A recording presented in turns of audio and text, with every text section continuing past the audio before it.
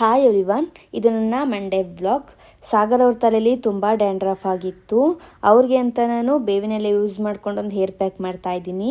ಈಗ hair pack ಮಾಡೋದಕ್ಕೆ 5 ಕಡ್ಡಿ ಬೇವಿನ ಎಲೆ ತಗೊಂಡು ಅದನ್ನ ನೈಸಾಗಿ ಪೇಸ್ಟ್ ಮಾಡ್ಕೊಂಡು ಸಪ್ರೇಟ್ ಒಂದು ಬೌಲ್ಗೆ ಹಾಕೊಂಡಿದ್ದೀನಿ. ಇದಕ್ಕೆ 1 ಸ್ಪೂನ್ ಅಷ್ಟು ಕೊಬ್ಬರಿ ಎಣ್ಣೆ ಹಾಕೊಳ್ತಾ ಇದ್ದೀನಿ. ಹಾಗೆ 1 ಸ್ಪೂನ್ ಅಷ್ಟು ಮೊಸರು ಮತ್ತೆ ಲೆಮನ್ ಹಾಕೊಂಡು ನೀಟಾಗಿ ಮಿಕ್ಸ್ ಮಾಡ್ಕೊಳ್ತಾ ಇದ್ದೀನಿ. ಈಗ ಹೇರ್ ಪ್ಯಾಕ್ ರೆಡಿ ಆಗಿದೆ. ಇದನ್ನ ನೀಟಾಗಿ ತಲೆಗೆಲ್ಲ ಅಪ್ಲೈ ಮಾಡ್ಕೋಬೇಕು. ಹಾಗೆ 1 ಅವರ್ ಬಿಟ್ಟು ತಲೆನ ನೀಟಾಗಿ ವಾಶ್ ಮಾಡ್ಕೋಬೇಕು.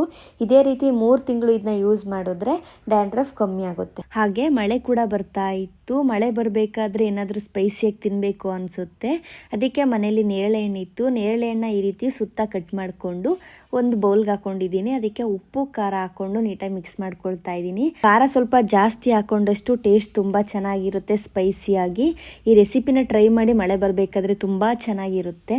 ಹಾಗೆ ನಂದು DS ಕನ್ನಡ ವ್ಲಾಗ್ಸ್ ಅಂತ ಯೂಟ್ಯೂಬ್ ಚಾನಲ್ ಇದೆ. ಪ್ಲೀಸ್ ಸಪೋರ್ಟ್ ಮಾಡಿ.